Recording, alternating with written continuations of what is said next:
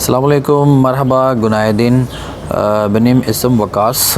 Ben Pakistanlıyım. Şimdi ama İstanbul'da yaşıyorum. Yakından Fatih Mahallesi. Şu anda odanın dışında oturuyorum çünkü hava çok güzel. Welcome back to my channel. उम्मीद है कि आप सब खैरियत से होंगे।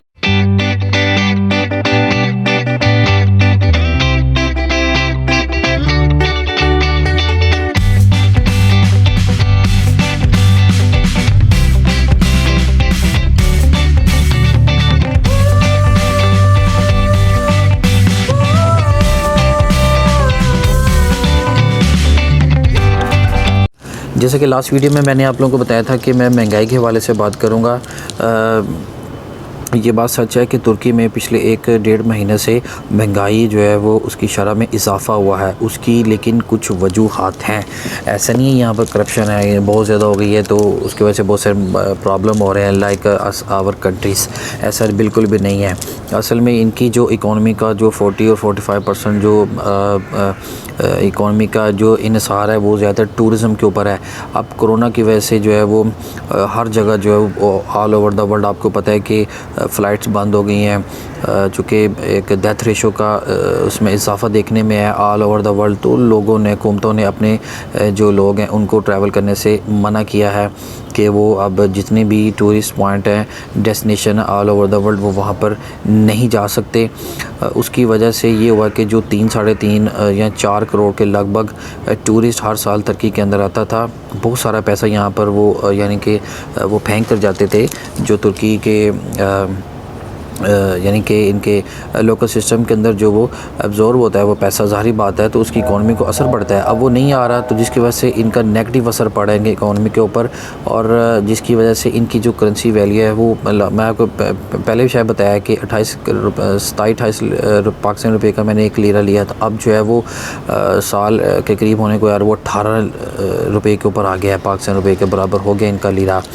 एक तो टूरिस्ट नहीं आ रहा, दूसरा ये कि कोरोना की वजह से यहाँ पर बहुत ज़्यादा खौफ फैल गया हुआ है, डेथ रेशो ज़्यादा हो रही हैं तुर्की के अंदर। तो गवर्नमेंट ने फिर मजबूर होकर जो है वो लॉकडाउन भी लगा दिया है। अब उसका क्या मज़ीद नेगेटिव असर पड़ा है ये कि कारोबार मराकज़ बंद हो गए हैं, फैक्ट्रीज़ बंद हो गई हैं, मार्केट्स बंद कर दी गई हैं।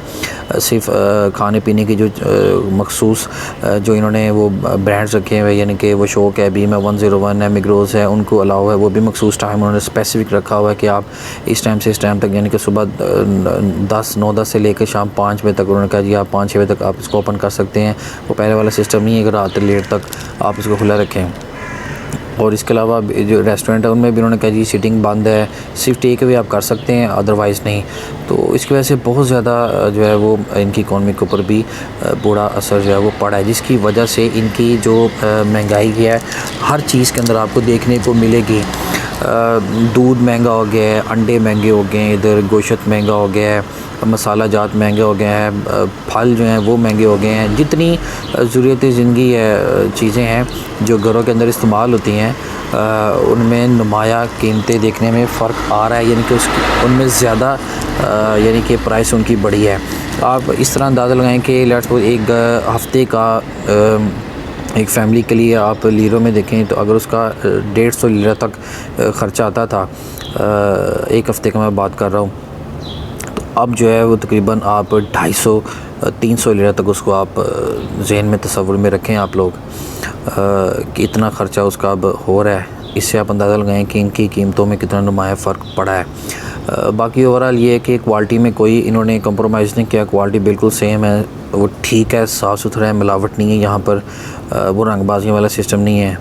और इस ख़ास मखसूस पेंडेमिक कंडीशन में भी गवर्नमेंट ने पूरा ख्याल रखा है कि एक तो स्टॉक ना कर दी जाए, यानी कि ब्लैक में माल ना आना शुरू हो जाए इधर।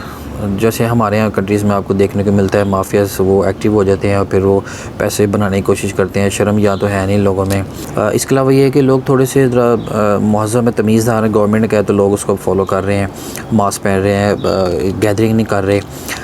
बाकी महंगाई है, वक्ती है। इंशाल्लाह उम्मीद की जा रही है कि ये जो लॉकडाउन लगा है, हम सब घरों में अब आजकल बंद हैं, तो ज़्यादातर वीडियोस मैं अब घर में बैठ के ही बना रहा हूँ। ईद के बाद सुनने में आ रहा है कि शायद लॉकडाउन ख़त्म कर दिया जाए, क्योंकि इस दौरान काफ़ी ज़्यादा स्ट्रिक्टनेस की गई है। टीआरसी कार्ड वाले को भी मना किया कि वो भी बाहर नहीं जा सकते, जो हम जैसे लोकल लोगों को तो भी सख्ती से पाबंदी है, उनको फ़ाइन है 3000 लीरा। टीआरसी वाले को पाबंदी अगर वायलेशन करेंगे तो उनको 1000 से 1200 लीरा तक का कहा जा रहा है कि इनको फ़ाइन पड़ेगा। अगर 2 दफ़ा 3 दफ़ा पकड़ेगा तो उसका टीआरसी कार्ड भी उनका कैंसिल हम कर देंगे। तो इसका भी काफ़ी असर पड़ा है कि लोग ज़्यादा बाहर नहीं जा रहे। इसकी वजह से कोरोना जो है वो रेशो उनकी अब देखने में कम आ रही है केसेस की। अगर तो ये लॉकडाउन खुल गया, कारोबार दोबारा से रनिंग में आ गया और टूरिज़म जो है वो दोबारा से शुरू होगी 1-1.5 महीने के बाद, तो फिर ज़ाहिर बात है इनकी इकॉनमी के ऊपर अच्छा असर पड़ेगा। पॉजिटिविटी आएगी, जब वो पैसा इधर आएगा तो ज़ाहिर बात है लीरा की जो वैल्यू है वो तगड़ी होगी, मज़ीद ताकत में आएगा, तो चीज़ें ऑटोमेटिकली यहाँ पर सस्ती होंगी। बाकी ये है कि बिल्स वगैरह मैंने देखे हैं कि वो नॉर्मल जैसे पहले आ रहे थे वो अब भी वैसे ही हैं। और ट्रांसपोर्ट सिस्टम में भी ये जो है वो 3.5 लीरा था पर पर्सन, वो भी सेम वैसे ही है, उसका कोई ख़ास नहीं है असर पड़ा। बाकी जो खाने पीने की थोड़ी चीज़ें उनमें जो है वो रेट्स ज़्यादा हुए हैं। बाकी जो प्रॉपर्टी के रेंट्स वगैरह है वो नॉर्मल जैसे पहले थे वो अभी वैसे ही चल रहे हैं। ये एक बड़ी अच्छी और खुशाइंदा चीज़ है। उम्मीद करते हैं कि हालात जो हैं वो यहाँ पर मज़ीद अच्छे हों और कोरोना की वबा जो है वो जल्द अज़ जल्द जो है वो ख़त्म हो। चैनल को सब्सक्राइब करें, बेल आइकन के बटन को प्रेस करें ताकि मेरी आने वाली जितनी वीडियोज़ हैं वो आप लोग तक जो हैं वो पहुँच सकें।